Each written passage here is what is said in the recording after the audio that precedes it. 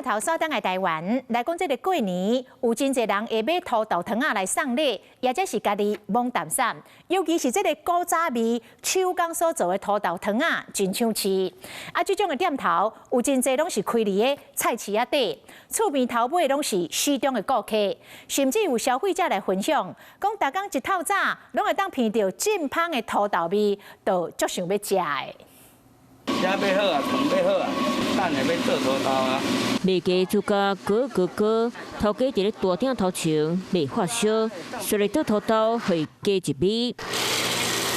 甲土豆都要去大鼎内底，这是创伫咧台北通化市场内底的古早味手工土豆糖。这怪事啊，这怪事，这40多年了。天变若光，居民就闻到土豆香，要使想要东送出来，或者是想要送礼，就落楼骹看一下。有，整条街都很香哎。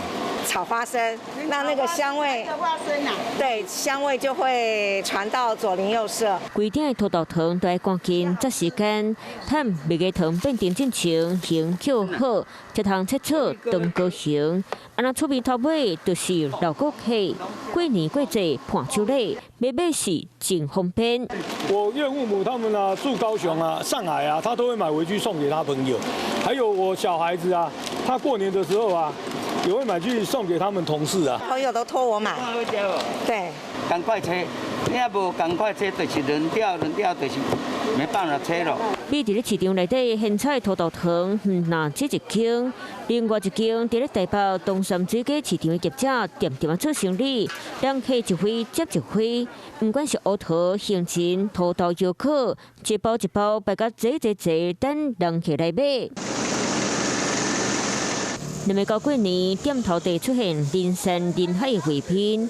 高雄红山冒一间就名的手工土豆糖，民众买四小碗是笑嗨嗨，啊头家趁钱是笑甲嘴呀绿西西。你好，我是宋彦明。想掌握最及时的新闻资讯吗？赶紧订阅、按赞、开启小铃铛，锁定华视新闻 YouTube 频道。